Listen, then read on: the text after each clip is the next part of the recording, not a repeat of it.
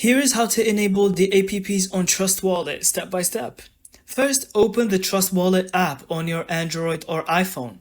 On Android, the apps are usually enabled by default. Just tap the browser or the app tab at the bottom to access DeFi apps like PancakeSwap, Uniswap, and more.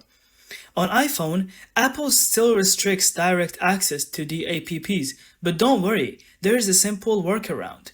Open Safari and type trust.browser_enable. Hit go, and Trust Wallet will automatically open with the dApp browser enabled.